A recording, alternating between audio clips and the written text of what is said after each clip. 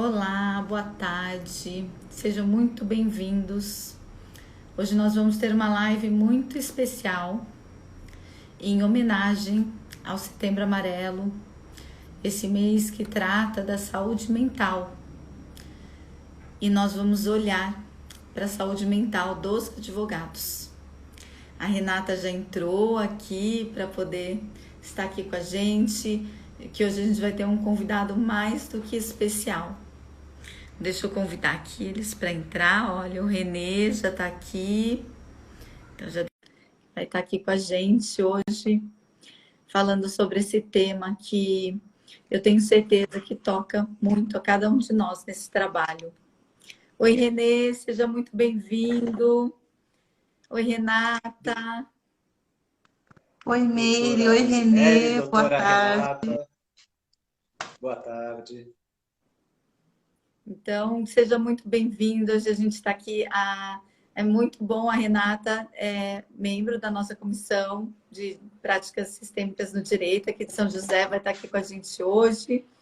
E, Renê, para quem, né, não te conhece, não tem o prazer de te conhecer, né? Você fala um pouquinho de você e se apresenta para quem está entrando aqui agora na nossa live. Claro. Bom, eu trabalho como psicólogo, psicanalista e facilitador, né? E provavelmente a doutora Rosemary, a doutora Renata me convidaram exatamente porque eu lido com a questão da saúde mental, né? Então, muito importante essa temática, né, da saúde mental do advogado, da advogada.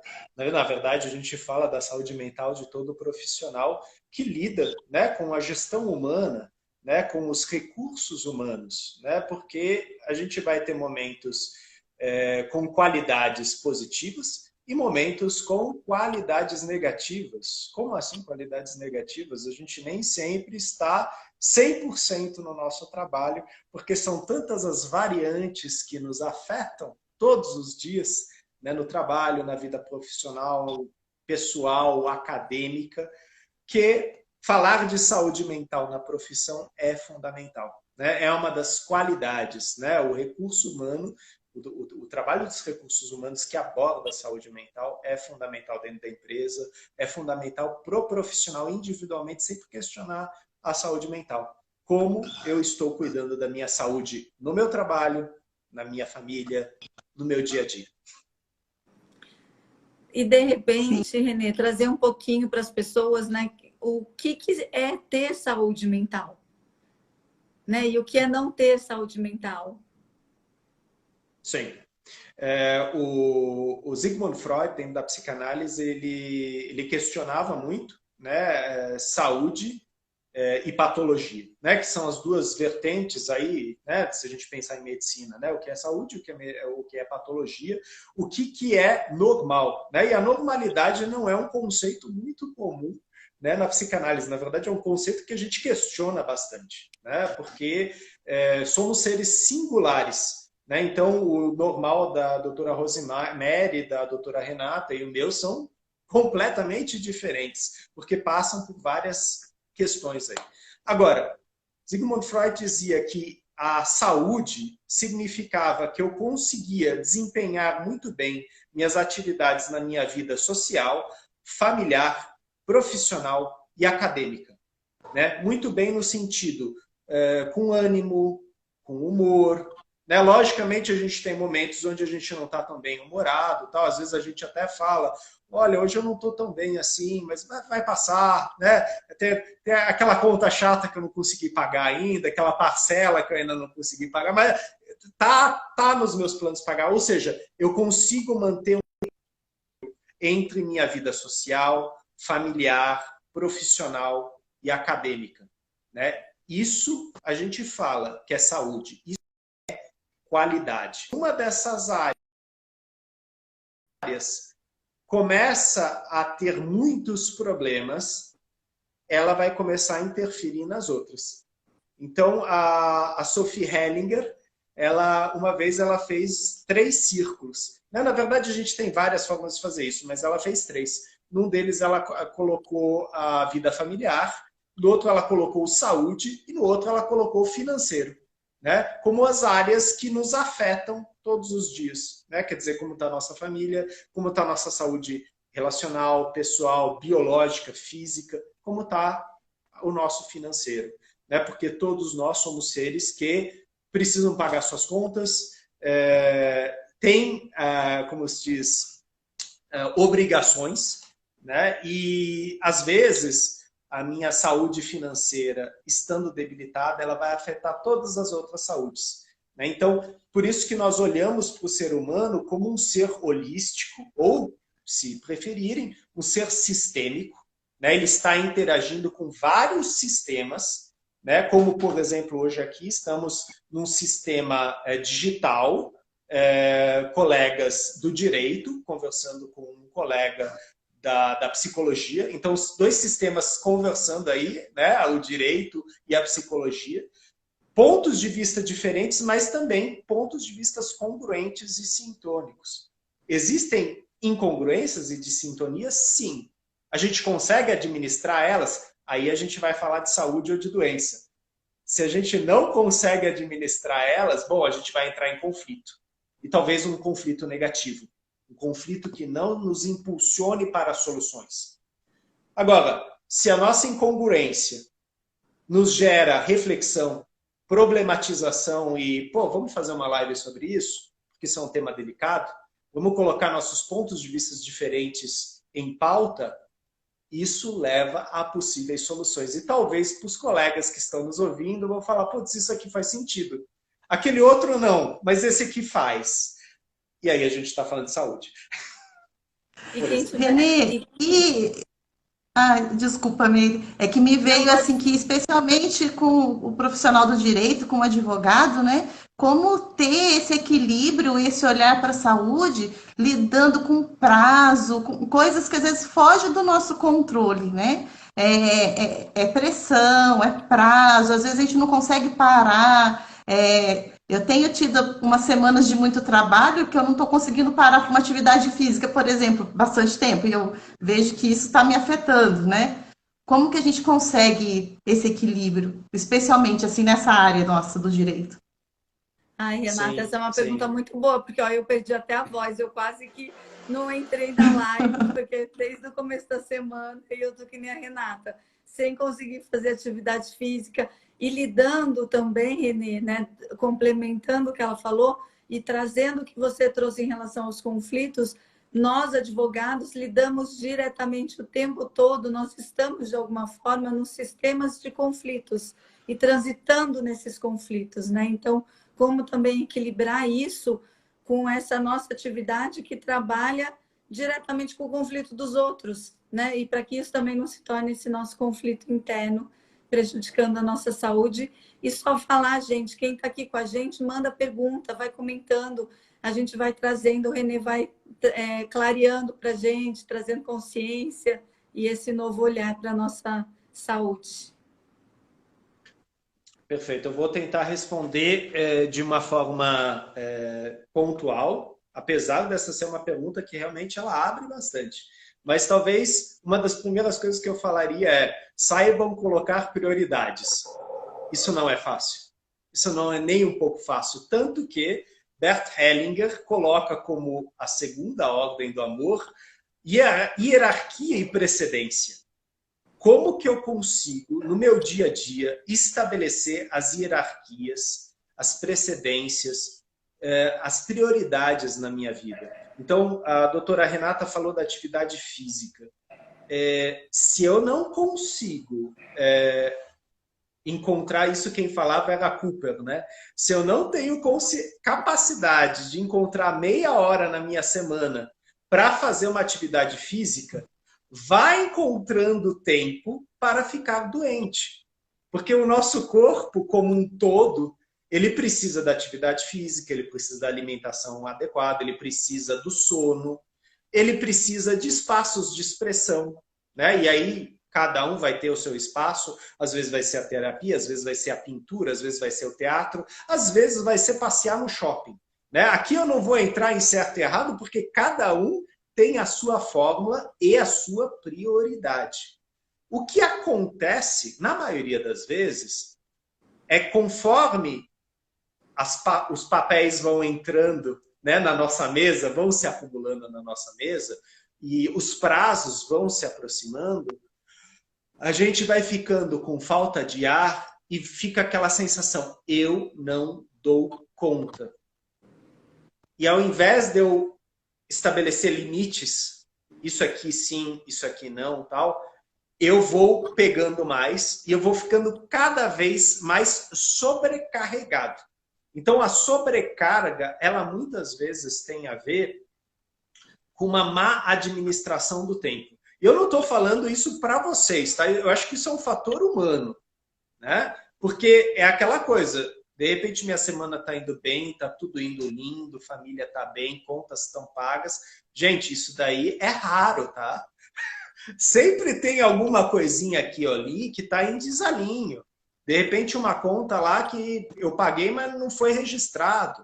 Né? E aí eu preciso entrar em contato com um órgão público, eu tenho que passar por várias etapas, né? Às vezes mandar vários e-mails. Quer dizer, a gente sabe que isso demanda tempo. Isso vai fazer com que, de repente, eu chegue para a Rosemary e fale, escuta, a gente tem uma reunião, mas surgiu uma urgência aqui. Né? Às vezes isso é possível, outras vezes não. Mas quando a gente fala, por exemplo, da prática meditativa, a prática da meditação ela é muito importante nesse sentido. No começo do dia, principalmente, quando eu medito, quais são as minhas prioridades naquele dia?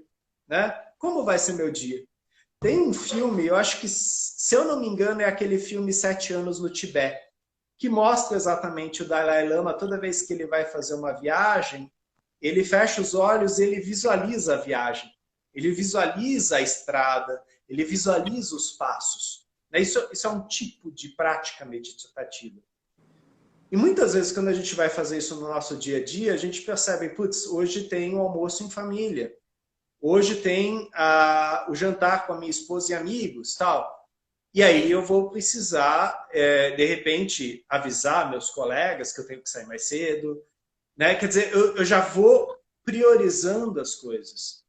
A grande questão e aí, doutora Renata, a tua pergunta é fantástica até para a pandemia. O que aconteceu com a pandemia?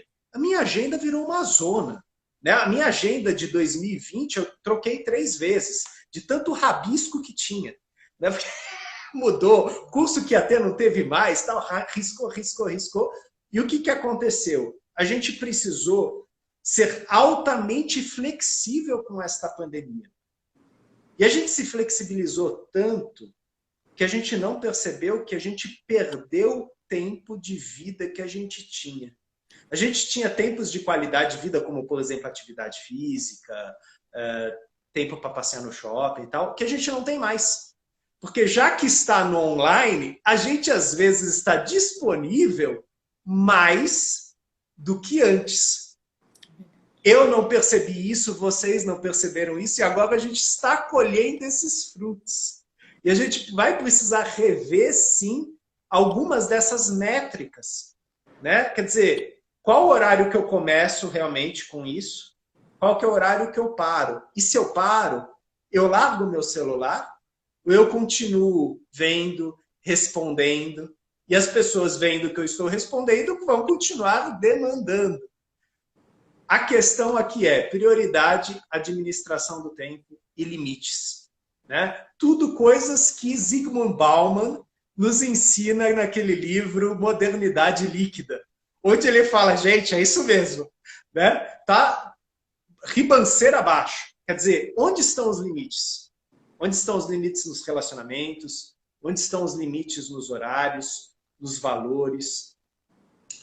Isso é uma coisa que sempre precisa ser revista.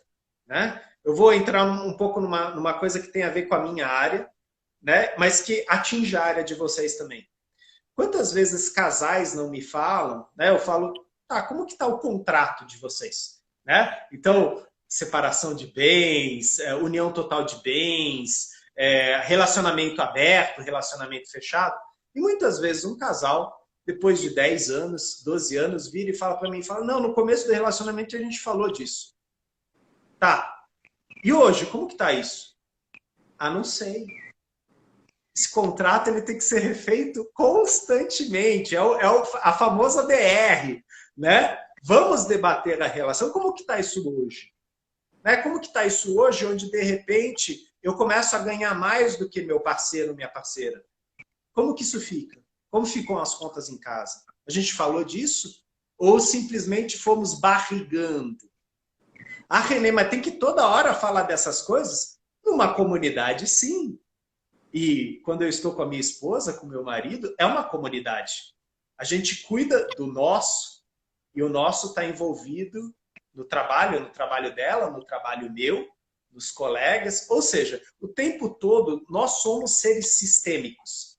E assim como nós afetamos os sistemas nos afetam o tempo todo. Ah, Renê, existe alguém que está ileso a isso? Não. Ninguém está ileso. Nós somos muitas vezes sobrecarregados.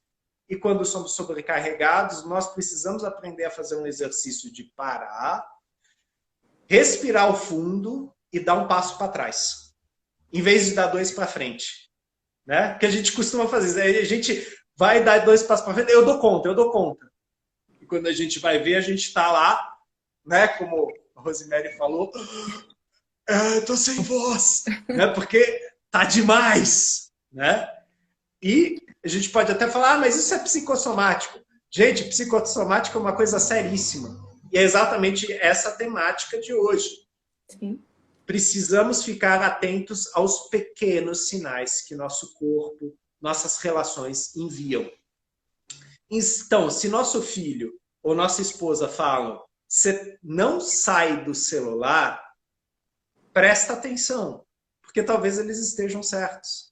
Talvez você não esteja mais brincando, talvez você não esteja mais conversando com seu parceiro ou sua parceira, porque você está assistindo os vídeos do Reels, que sinceramente não vão acrescentar muita coisa na sua vida.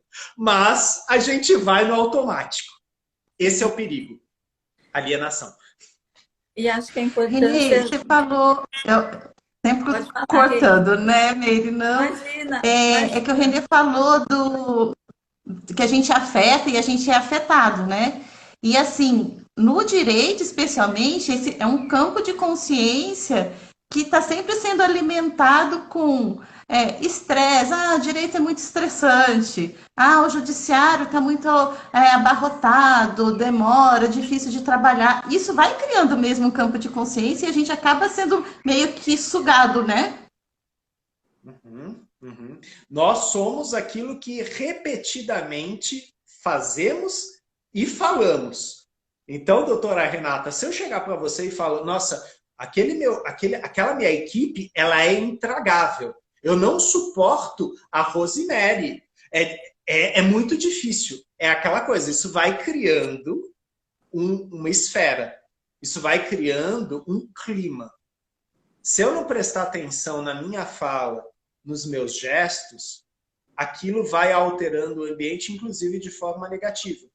Então, essa é uma das primeiras páginas do livro Inteligência Emocional, do Daniel Goleman, que ele fala de um motorista de ônibus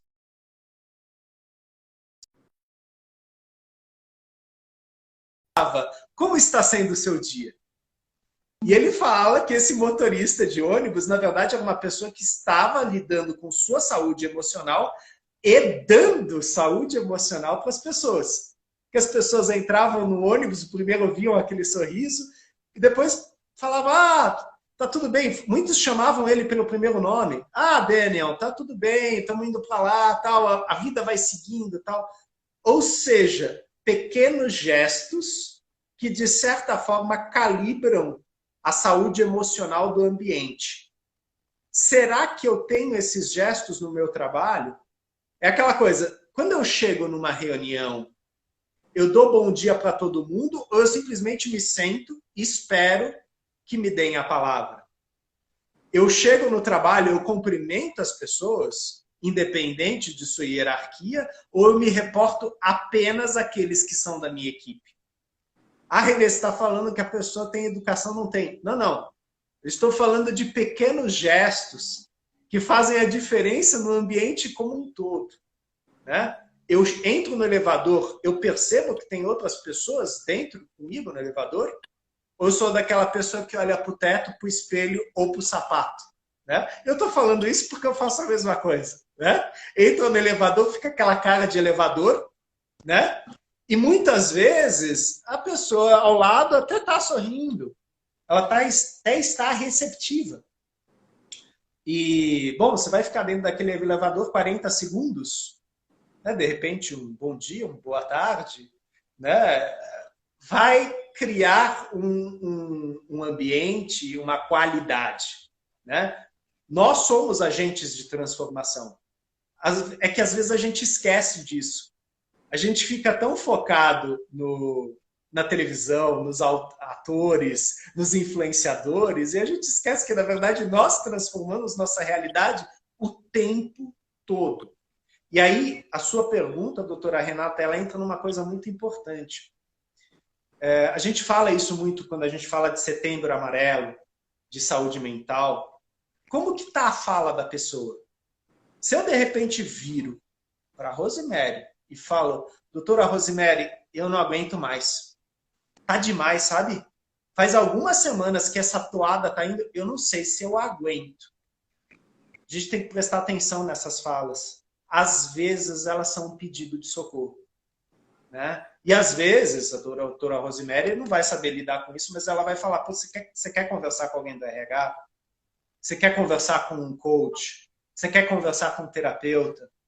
Ou você quer conversar comigo? Vamos separar um horário para você me conversar? Porque muitas vezes essa pessoa ela está tão sobrecarregada que ela está dando sinais de que ela não aguenta mais.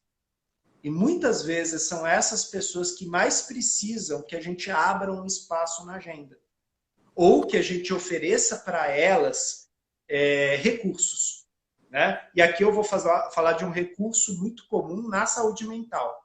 Né? Então, independente do meu nível socioeconômico, a gente tem o CVV, o Centro de Valorização à Vida, né? Que funciona 24 horas por dia sob o número 188. Então, se você está tendo pensamentos difíceis, não está sabendo lidar com uma determinada situação, e os pensamentos difíceis estão ficando tétricos, pesados, perigosos, liga. Né? Vão ter profissionais lá disponíveis, treinados para atender você. Logicamente, se você é uma pessoa que tem a possibilidade de ter um psicoterapeuta, de fazer um acompanhamento psicoterapêutico, tem um amigo, uma amiga com quem possa conversar, busque isso. O grande problema que acontece é aquilo. Eu estou com um problemão, eu não quero que a doutora Renata, a doutora Rosemary pensem mal de mim, então eu fico quieto. E aquilo vai acumulando, vai acumulando, vai acumulando, e muitas vezes eu me reporto à doutora Renata, à doutora Rosemary, mas eu não consigo falar com elas. E aí eu vou começar a atuar. Tudo aquilo que a gente não expressa, a gente atua. Então eu vou começar a ficar doente, eu vou começar a dar respostas grosseiras, eu vou ficar com uma cara de maus amigos o dia inteiro. Né? E isso vai aumentando cada vez mais. Né? Muitas vezes eu estou dando a clara mensagem para vocês, eu não sei lidar com isso. E às vezes eu preciso que alguém vire para mim e fale de verdade, tá tudo bem? Porque no brasileiro a gente tem isso, né? No português a gente tem isso. A gente pergunta, tá tudo bem, mas a gente não está esperando a resposta. É uma figura de expressão. Oi, tá tudo bem? E já segue falando. E se alguém fala que não tá bem, a gente nem sabe o que responde, né? Porque não tá esperando. Isso, doutora Renata, é uma piada no consultório, porque eu começo a sessão, eu olho para o meu cliente, para a minha cliente, eu pergunto, como você está? E às vezes ficam me olhando, eu falo, não, aqui você pode responder. Você pode falar, tá tudo bem, não tá? Não, não tá tudo bem, vamos lá. O que está acontecendo? Onde não está tudo bem? Né? Porque exatamente o espaço terapêutico, ele é para a gente lidar com o que é difícil, com o que é doloroso, com o que é insatisfatório, indigesto. E acreditem, isso acontece na vida de todo mundo. né? Então, eu não estou aqui como psicólogo dizendo que nós, psicólogos, ensinamos isso porque isso não acontece com a gente. Isso acontece com a gente, isso acontece com todo mundo. Todas as pessoas têm bons dias e maus dias, né? Tem uma frase que eu agora não vou saber de quem que é essa frase. O problema não é tropeçar na pedra. O problema é apegar-se à pedra. E a Virginia Satir também tem a frase: a vida é cheia de problemas. O problema não é o problema, mas sim como eu lido com ele, né?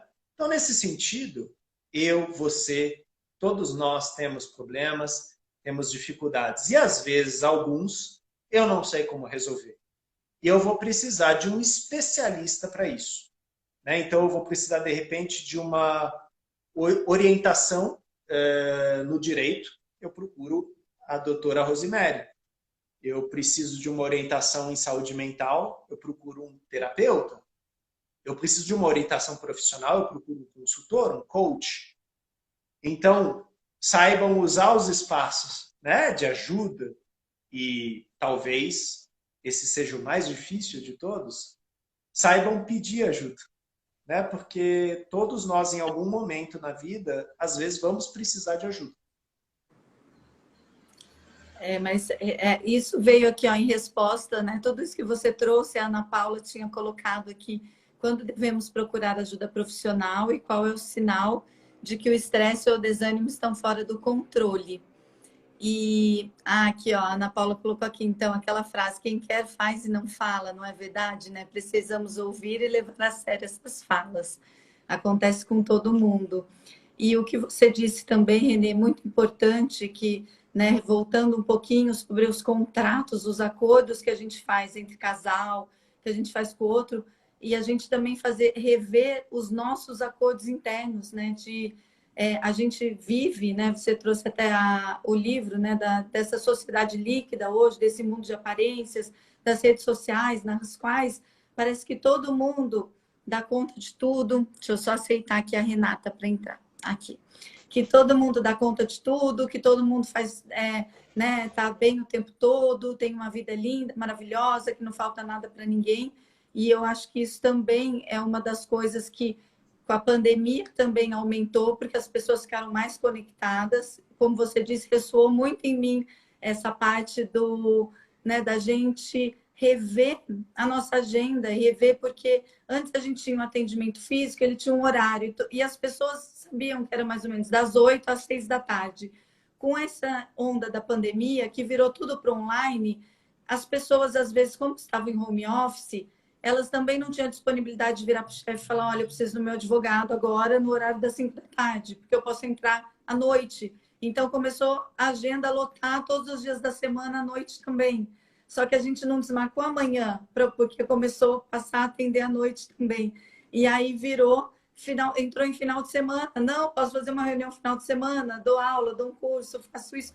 E quando a gente vê, a gente está, né, com tudo isso no nosso entorno e com vários afazeres ao mesmo tempo, e a vida ao mesmo tempo não muda. Tem lá o filho, tem a escola, tem a casa para limpar, e acho que isso trouxe também essa questão de trazer muito esse estresse, né, para a gente nesse momento. E aí, como disse a Ana, né, como a gente olhar para tudo isso de uma forma mais leve. Sim. Sim. Aliás, obrigado, doutora Ana Paula, e obrigado por estar aqui conosco, né, participando. Mas eu vou falar agora uma coisa importante aí, né, em relação aos pequenos sinais, as pequenas marcas, né? Quando a gente fala, por exemplo, do tabagismo, quando a gente fala do alcoolismo, um hábito, um mau hábito, ele leva até 6 meses para se estabelecer. Então, se eu tomo uma latinha de cerveja todo dia, isso não é um problema. Mas se há 6 meses, todos os dias, eu tomo uma latinha de cerveja, ou eu fumo um cigarro a tal hora, o meu corpo ele vai criar um hábito em cima disso. E se eu não tomar cuidado, se eu não tiver consciência disso, mais difícil vai ser eu descolar deste hábito, até porque eu não tenho a crítica em cima disso, porque eu vejo isso como uma coisa normal, né? Então, quando eu comecei a carreira de psicólogo, chegou um momento onde eu estava atendendo o dia todo, né, como você falou, né, manhã, tarde e noite, e para dar conta, né, foi inclusive uma época que eu atendi bastante também convênio, né, e aí realmente vem uma demanda muito grande, para dar conta eu não almoçava. E aí a minha terapeuta virou para mim, ela falou, Renê, se você não tomar cuidado, você vai ficar doente, né? Logicamente, né? A gente é jovem, a gente fala, imagina, sério, vou tirar isso de letra. Não demorou 6 meses, eu acho que demorou 4 meses. Eu comecei a ter refluxo, né? Eu comecei a ter maus estares. Por quê? Nosso corpo, para estar bem, ele precisa se hidratar, ele precisa se alimentar, ele precisa de descanso. Então não adianta enforcar o almoço, enforcar a janta, enforcar o horário do sono para dar conta de tudo, que você às vezes vai precisar fazer isso. Mas se você criar uma rotina em cima disso, você adoece. E o nosso corpo, ele dá sinais, né? Ele fala, presta atenção. Muitas vezes esses sinais aparecem no intestino, sim. Então o refluxo geralmente é um dos sinais de ansiedade, né? De ter que dar conta. E quando eu falo refluxo, eu também falo do arroto, né? Da pessoa que tem uma questão de gás, de grande produção de gás, né? Ou seja, está comendo rápido demais, ou não consegue se alimentar pensando no alimento, né? Está comendo, respondendo e-mail, atualizando a mídia digital, né? Ou seja, você está presente nas suas atividades diárias, ou, de repente, quando você está numa live junto com a doutora Renata, a doutora Rosemary, você está pensando naquele relatório que falta entregar, no cliente que vai entrar depois. Quer dizer, você está presente ou ausente nas suas atividades. Isso é uma das coisas que tanto o Eckhart Tolle como o Thomas Hübl ensinam. A gente vive numa sociedade imediatista, hiperconectada, ausente. Como assim ausente? Eu não percebo o que eu estou fazendo. Eu estou fazendo tudo num automatismo, né? A questão é realmente eu parar, respirar fundo e estar presente na minha atividade. A Renê, isso é difícil. Bastante. Bastante difícil, né? E isso exige um exercício. Da mesma forma que se eu me concentrar nessa prática meditativa, de estabelecer prioridades, estabelecer horários, tal, com o tempo eu vou saber administrar melhor. Se eu não o fizer, vai ser um caos em pouco tempo também, né? Que a pandemia veio aí para mostrar isso. Eu tive uma cliente minha que falou para mim, isso foi lá para julho do ano passado. Renê, eu vivo todos os dias um sábado. Eu não sei se é segunda, eu não sei se é quarta, eu não sei se é quinta. Para mim, todos os dias parecem sábado de manhã. Então, ela estava falando de um certo descolamento, de uma certa alienação tempo-espacial. E ela não foi a única paciente que relatou isso. Uma grande confusão. Que dia é hoje? Que horas são? Né? Por isso que é importante a prática da agenda. E agora eu vou ser chato com vocês, né? Que estão ouvindo e que talvez sejam tão interconectados quanto eu. Eu estou falando de agenda física, gente. Aquela de abrir e de olhar. Aquela de pegar a caneta e anotar. Por quê? Na agenda física, quando eu anoto com a caneta, eu estou estimulando neurobiologicamente meu corpo, neuromotoramente meu corpo. Aqui, no celular, vai cair no lugar comum. Eu estou atualizando minha agenda, eu estou entrando no LinkedIn, eu estou entrando no Instagram. O meu cérebro ele vai colocar tudo no mesmo pote, né? E é importante haverem processos específicos, haver uma mudança de cenário. Como tem aquele, eu não lembro agora o nome da autora, que escreveu aquele livro Mindset. É importante eu mudar os mindsets. porque senão eu vou ficar alienado em todos eles. E esse fenômeno da alienação, que na psicanálise a gente chama de automaton, ele não é de hoje, né? Ele piorou hoje, porque a gente está hiperconectado. Mas ele já é um fenômeno que existe há muito tempo. E Albert Camus escreveu ele no livro O Estrangeiro, né? Uma pessoa ausente dela mesma, né? Que comete um homicídio e nem percebe, nem tem crítica do homicídio cometido. Então, é um livro interessante porque ele impacta nesse sentido. Quer dizer, como é que você faz uma coisa e não percebe? É mais uma coisa grave. Porque você colocou um filtro cinza sobre tudo. E isso, infelizmente, aponta para uma saúde mental precária. Se a minha vida for cinza apenas, a minha saúde mental está sequestrada, no sentido negativo. Renê, e a questão do cliente, né? Acho que o advogado tem muito isso de se conectar com o problema do cliente e se conectar também com a ansiedade dele, né? E hoje, conhecendo o direito sistêmico, o pensamento sistêmico, eu consigo perceber o meu lugar. Mesmo assim, às vezes é difícil, né? Mas como que o advogado faz para resgatar disso também? De não se envolver com o problema. Perfeito, doutora Renata. Eu acho que isso é novamente, você fala do advogado, eu acho que isso é uma questão para todos os profissionais, psicólogos, médicos. A gente tem uma temática dentro da Gestalt terapia, né, que a gente fala de figura e fundo, né? A gente fala dos contextos. E dentro das constelações estruturais, a gente fala da sobreposição de contextos. O contexto organizacional e o contexto pessoal, né? Quantas vezes eles se misturam? Exemplo, empresas familiares. É muito comum dentro das empresas familiares haver uma mistura de contextos, né? A minha sócia é minha esposa, o meu chefe é meu pai, né? Vai dar problema? É possível. É muito importante eu ter consciência disso e não discutir os negócios na mesa de jantar.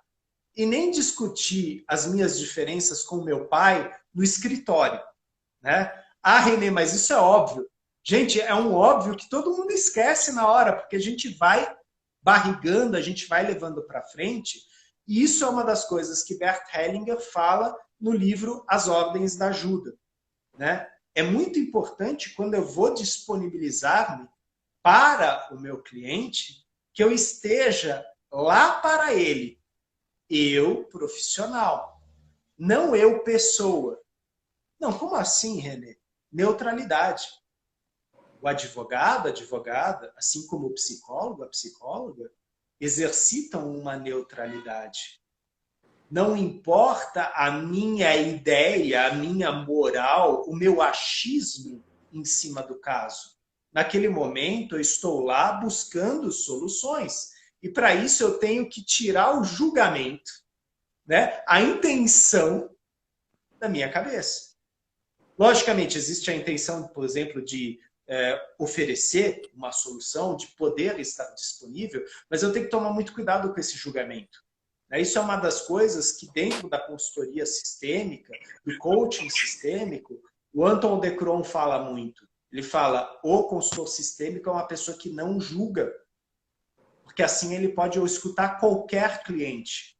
E muitas vezes é comum a gente usar o nosso filtro cultural, todo mundo tem um filtro cultural aqui, para julgar o fato. Então, de repente, recentemente eu estava conversando com uma colega de vocês sobre a questão da violência doméstica, né? De repente vocês têm à frente de vocês uma pessoa que é um agressor. E esse agressor procura uma defesa. Ele procura vocês para defender ele. É muito importante naquele momento vocês estarem 100% profissionais e não entrarem naquela coisa, se eu fosse esta mulher, se isso tivesse acontecido comigo, porque nesse momento você já não consegue mais ajudar aquele cliente. O lugar do profissional é um lugar neutro. e a serviço daquele cliente. Então, é muito importante eu fazer um trabalho comigo, e esse é um trabalho que a gente faz constantemente, a gente nunca para, né? De supervisão, né? Um trabalho de orientação, né? Para verificar isso. Né? E o Dr. Sami Storch, muitas vezes nos seminários que ele faz de direito sistêmico, ele aponta isso. Como é fácil eu, de repente, me ver naquele caso. Eu me ver naquela causa, naquele conflito. Se isso acontece, para, respira, dá um passo para trás. Mantenha a consciência em cima disso. Não reaja a isso. Que essa é a questão, muitas vezes eu vou reagir em cima disso. Vou falar, nossa, esse aqui é meu caso. Vou matar 2 coelhos numa cajada só. Vou resolver o meu caso e o do cliente. Não funciona assim. Não é assim que funciona. Eu preciso me neutralizar e talvez a resposta que eu encontrar para aquele cliente possa servir para mim. Mas em primeiro lugar está o meu cliente. Qual que é a prioridade? Ele. E depois, bem depois, longe do cliente, venho eu.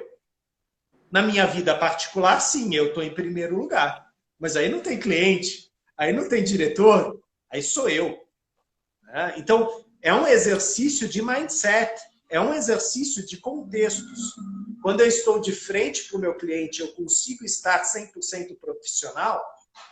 Se a resposta é não, o que falta?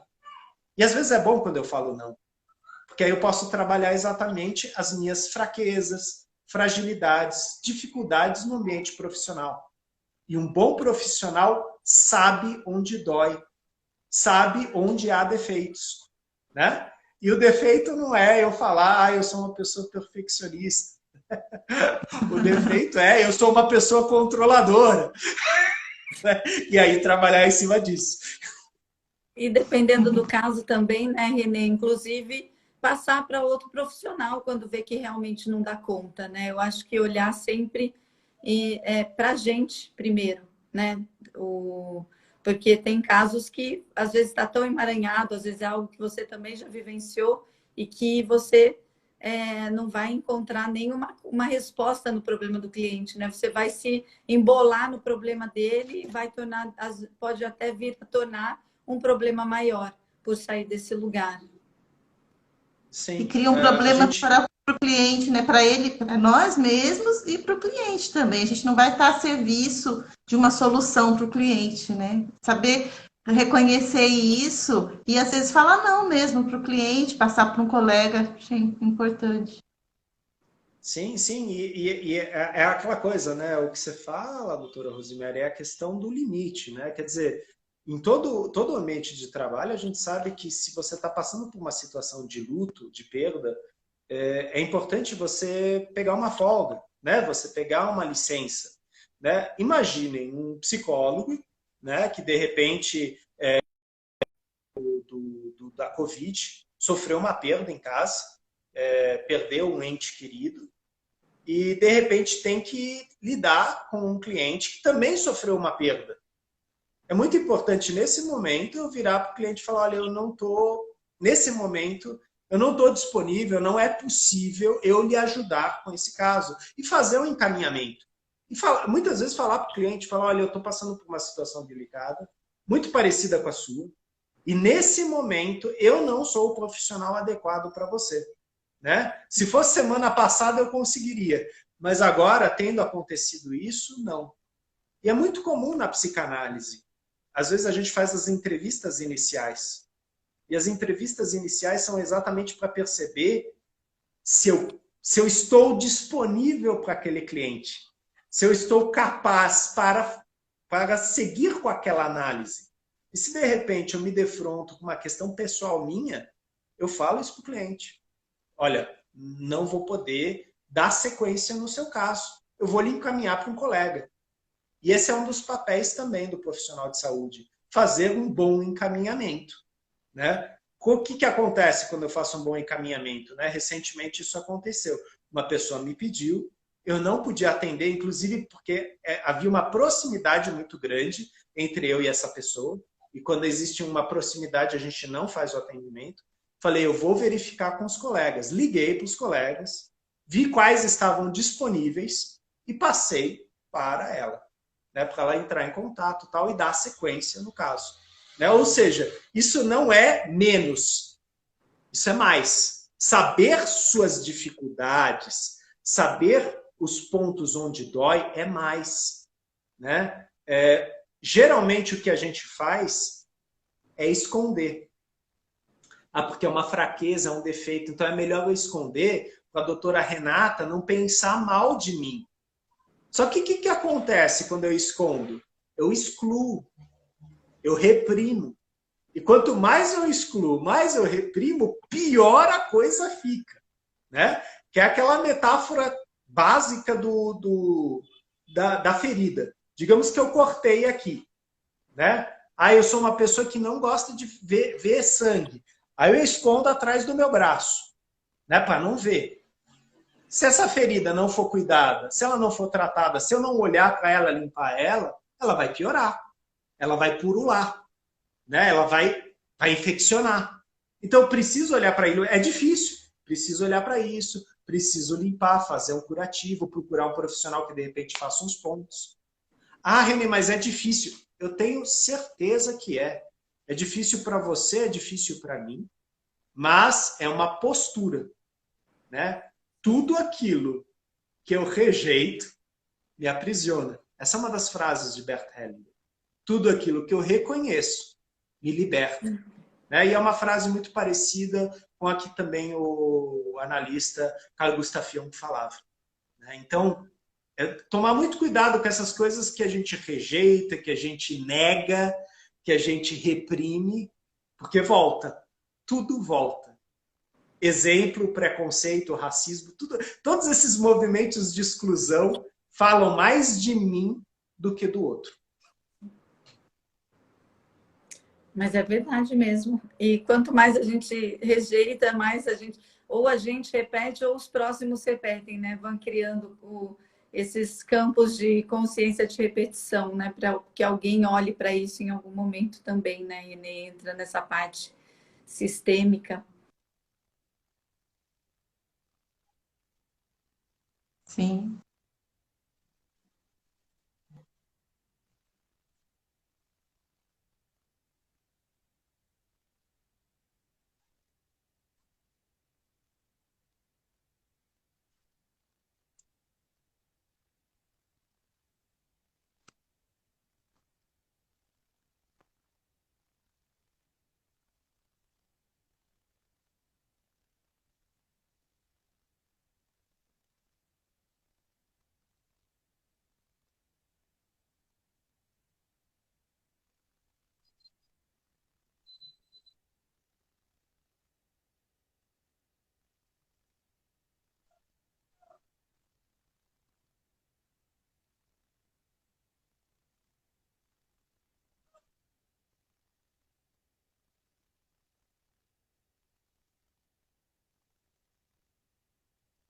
Sim, sim. Eu acho que um ponto... Tá travando um pouquinho, mas acho que a gente conseguiu entender, né, Renê? Deu para... Sim. Eu acho que um dos pontos que a doutora Renata trouxe, muito importante, é a atividade física. Né? Quer dizer, eu realmente ter um momento na minha agenda onde eu possa me dedicar ao meu corpo, né? aos cuidados comigo. E quando eu falo de dedicar meu corpo, também é exame médico, visitar o médico, fazer meus exames com frequência, quer dizer, olhar também para o corpo e perceber o que esse corpo precisa em cada idade que eu tenho. Né? Então, aos 20, aos 30... Oi? Deixa eu só fazer um parênteses, que eles falaram que não viu nada. Então, agora eu pedi para o Renê dar dicas para a gente ter uma saúde mental melhor, o que a gente pode fazer para ter, né, buscar essa saúde mental. Então, é isso que ele está falando agora da atividade física. Sim, sim. Saúde física, né? As atividades físicas, o esporte são muito importantes. Espaços de expressão. né, é muito importante que eu verifique o que, para mim, funciona como espaço de expressão. É a escrita, é o desenho, é a fala, é a leitura. Quer dizer, onde eu sinto que eu consigo exercitar o meu potencial criativo. Quem falava muito disso era a Donald Winnicott, né? Quer dizer, como eu exercito o meu potencial criativo. Todo mundo tem potencial criativo, né? É um hobby, né? E aqui eu estou saindo da atividade física, é mais voltado para uma atividade onde eu possa expressar-me. E nessa expressão, crescer, aprender comigo mesmo, né? Eu acabo sendo o referencial de aprendizado, de desenvolvimento. Então, isso também é um ponto, né? O outro ponto é minha vida social, né? Eu tenho vida social e eu sei que isso é um ponto que pega agora com a pandemia, né? Porque nós ainda estamos, né, em recolhimento social, nós ainda temos regiões que estão em quarentena, mas é importante eu ter momentos de troca social. Então, via Zoom, né? Eu faço grupo de estudos, né? E não precisa ser grupo de estudo acadêmico, pode ser também bíblico, pode ser também de jogos online. Quer dizer, quais coisas eu faço onde eu entro em contato com os meus colegas, com os meus amigos e onde eu possa exercitar a minha troca social. Quer dizer, qual espaço eu tenho para isso? E se eu não tenho, o que eu preciso fazer para ter esse espaço? Como eu posso criar um espaço social? Por exemplo, procurando um curso, procurando uma especialização, uma formação, aprender coisas novas, né? Então, isso vale para todas as idades, né? A gente teve aí um exemplo que saiu na UOL de um senhor que, aos seus 86 anos, foi fazer uma faculdade, né? E se formou aí na faculdade de economia, né? Ou seja, mas o cara tem 86 anos, vai fazer faculdade de economia? Sim. E ele fez isso porque ele queria conhecer novas pessoas, ele queria se desafiar. Para ele, ele não estava velho, isso é muito importante, né? A idade, ela é também, né? O estado de espírito é também uma questão mental. Então, eu tenho uma idade cronológica, mas qual que é o meu estado de espírito em relação a isso? Então, é muito importante eu tentar manter a minha abertura, né, para a vida, para as coisas da vida. E se é difícil fazer isso, às vezes isso é um sinal de que as coisas não vão bem. Novamente, a zona cinzenta.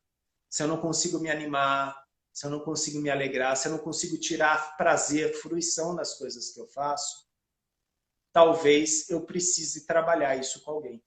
Talvez eu esteja passando por um momento de tristeza, ou talvez eu esteja passando por um momento depressivo, melancólico. Né? Isso, logicamente, o profissional vai saber, junto com você, definir, trabalhar. Né? Deixando bem claro que todo mundo tem momentos de tristeza.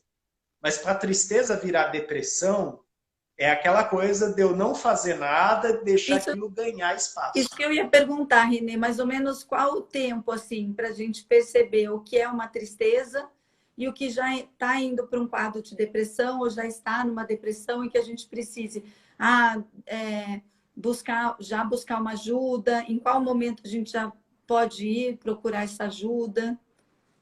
Sim, sim.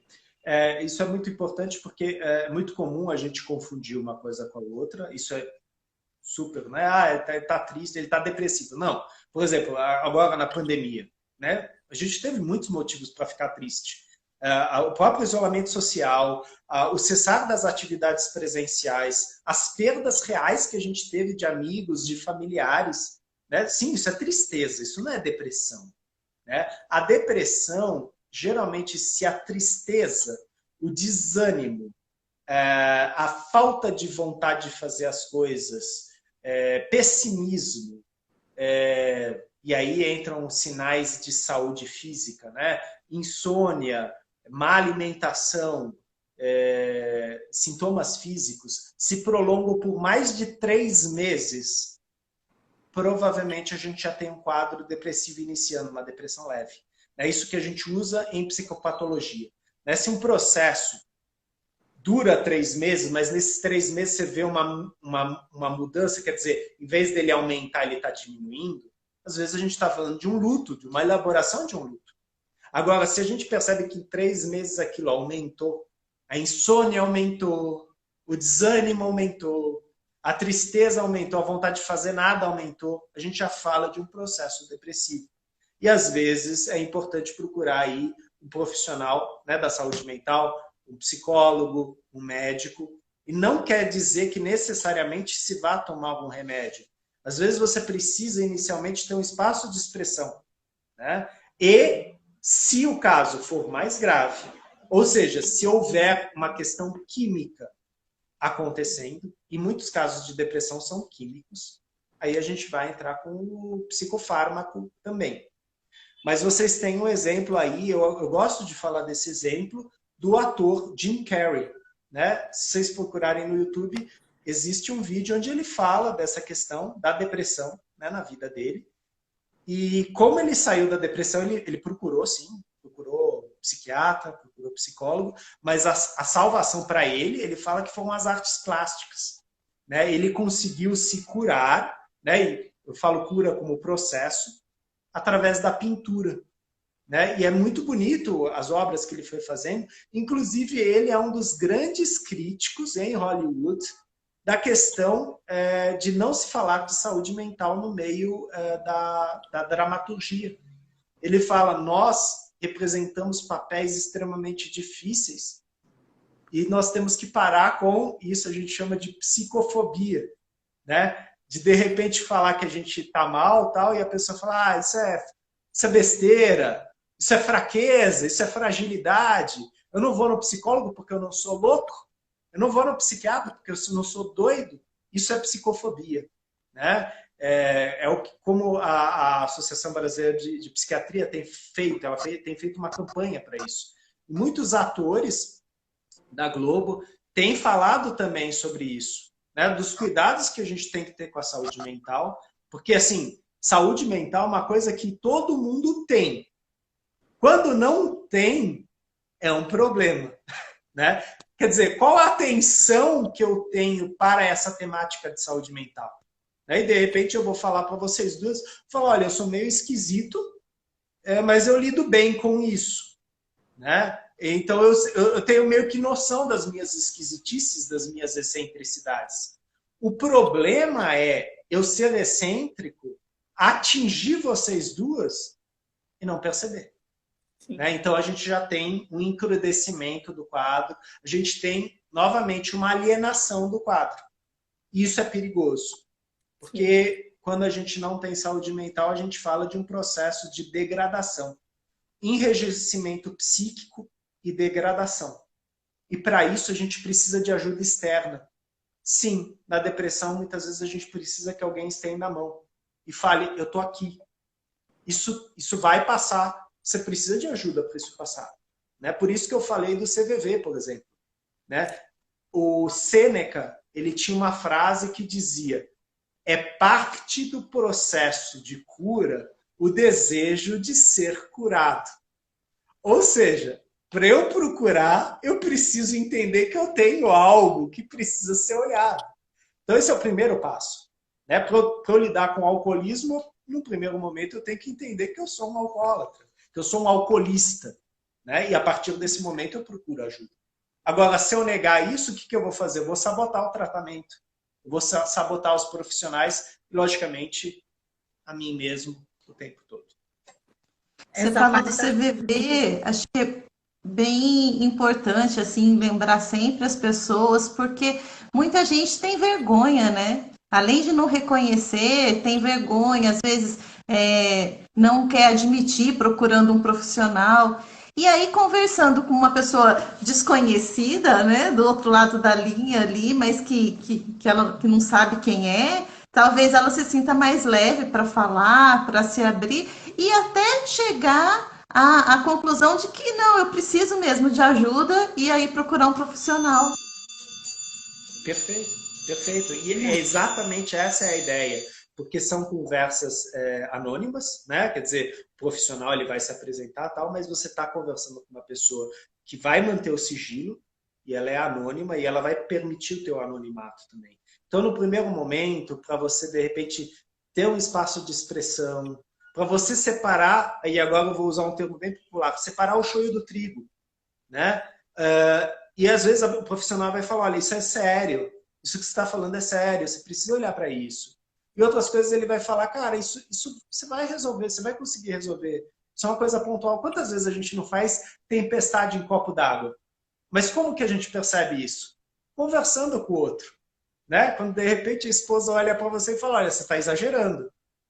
E se eu consigo escutar ela, para e fala, é verdade, estou exagerando. Quer dizer, isso acontece com qualquer um de nós e muitas vezes o outro vai ser baliza. Ele vai dar um feedback. Vai falar, ó, menos, não precisa de tanto. E é importante eu ter esse feedback, é importante eu estar aberto para esse feedback. Porque muitas vezes esse feedback vai vir do meu superior, vai vir do meu chefe, do meu líder. Ele vai falar, olha, não é dessa forma que nós fazemos aqui. E aí, doutora Renata, aquela coisa da mistura de contextos, né? Ah, mas em casa eu faço e dá certo. E aí meu chefe vai falar, então, mas aqui a gente não faz assim. Então, dá seu jeito aí, procura um coach, muda isso, porque se você continuar com isso aqui, você tá fora. Ai, meu Deus do céu, eu não fui respeitado em minha individualidade. Gente, existe o ambiente profissional e existe o ambiente pessoal. É importante a gente saber que existe uma cultura pessoal, existe uma cultura organizacional. E muitas vezes na cultura organizacional vão ter certos processos que precisam ser respeitados. Não adianta eu chegar e falar, não, agora vai ser assim porque eu aprendi assim. Né? Isso dói. Isso dói no meu narcisismo e isso implica em crescimento, em amadurecimento. Isso pode ser do jeito mais difícil, ou seja, eu resistindo, ou pode ser de um jeito mais tranquilo, eu aceitando. Eu aceitando a possibilidade de que eu preciso mudar e talvez eu vou precisar de ajuda. Eu vou precisar de um aconselhamento da doutora Renata, da doutora Rosemary, para conseguir me adequar, ajustar melhor ao ambiente profissional. Né? Por isso que eu procurei a orientação delas. Então, eu preciso estar aberto também para ouvir essa orientação, esse feedback. E por falar nisso, Renê, né, a gente sabe que você tem uma agenda que, né, um profissional super competente. Então, a gente está aqui já 18h04. Você passar seu contato também.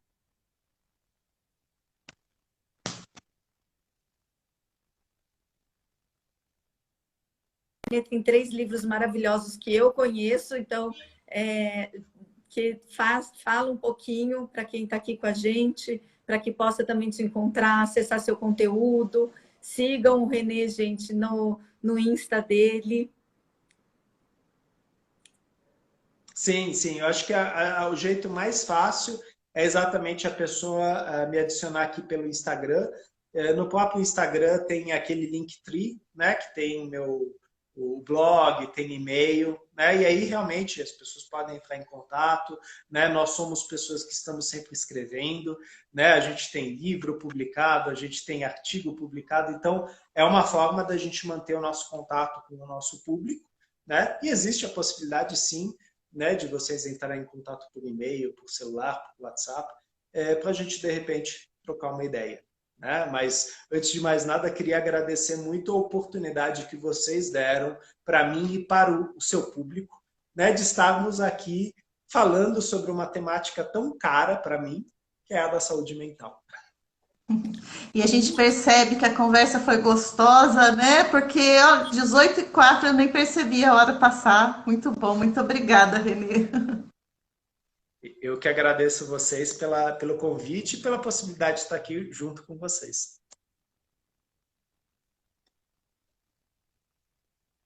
Acho que deu uma travadinha um pouco, né? Então, vamos despedir. A gente tem que assentir aqui a tecnologia também, né? Ajuda, mas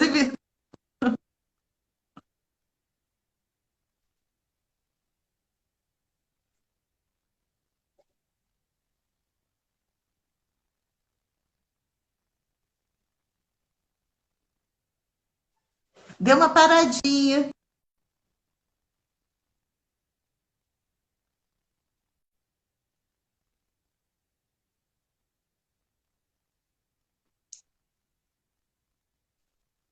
Voltou. Voltou.